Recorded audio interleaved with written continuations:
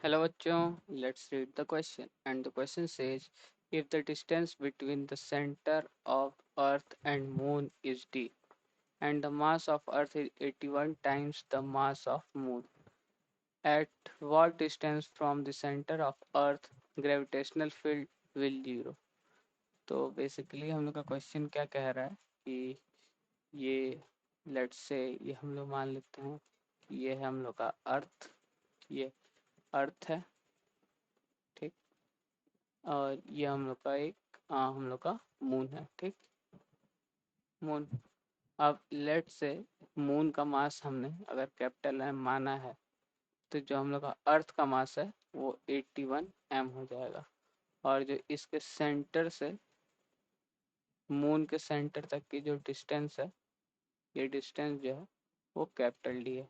तो बोल रहा है कि at from what distance from the earth gravitational field become zero. तो लेट से एक्स डिस्टेंस पे, यहाँ पे एक्स डिस्टेंस पे ये पॉइंट पी है, वहाँ पे जो है ग्रेविटेशनल फोर्स जीरो हो रहा है। तो इस क्वेश्चन को सॉल्व करने के लिए जो की कॉन्सेप्ट यूज होगा, की concept to solve this question is कि हम लोग जानते हैं force F is equal to होता है G m1 m2 upon are square, मतलब कि डिस्टेंस बिटवीन द, ये होता है। अगर इस पॉइंट पे फोर्स जीरो होना है तो दोनों डायरेक्शन में जो फोर्स लगेंगे इक्वल होना है। तो अब इसको सॉल्व कर लेते हैं। For F is equal to zero at point P, F G due to moon is equal to must equal to F G due to earth, ठीक। अब लिख देते हैं। अब इस पॉइंट पी पे हमने एक्स डिस्टेंस अर्थ से ले लिया है, तब हम लोग क्या लिख लेंगे, अब फोर्स ड्यू टू मून क्या लिख लेंगे।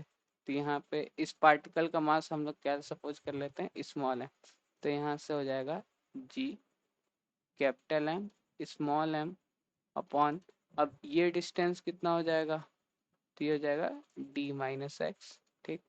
तो ये हो जाएगा डी माइनस एक्स का whole square is equal to जी।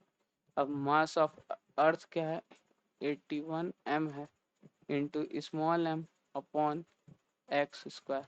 तो स्मॉल एम कैपिटल एम, ये जी कैंसिल हो गया।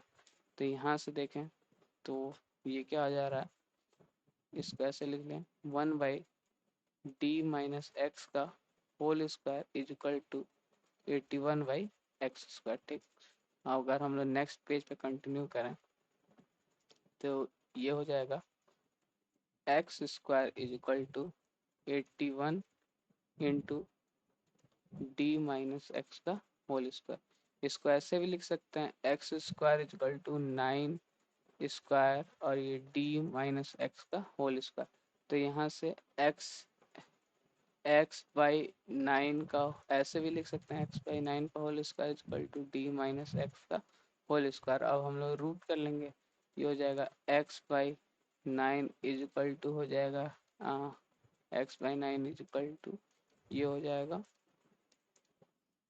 d-x, ठीक। तब हम लोग इसको सॉल्व कर लेते हैं।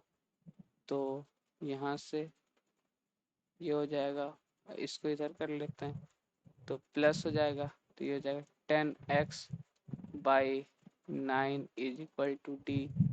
फिर इसको और फर्दर सॉल्व करें तो यहाँ तो एक्स की वैल्यू आ जाएगी 9/10 डी, ठीक। मतलब कि जो हम लोग का डिस्टेंस पार्टिकल का जो पॉइंट होगा अर्थ के सेंटर से वो होगा 9/10 डी, ठीक है। So the final answer is 9/10 D. Hope you understand it well. All the best. Thank you.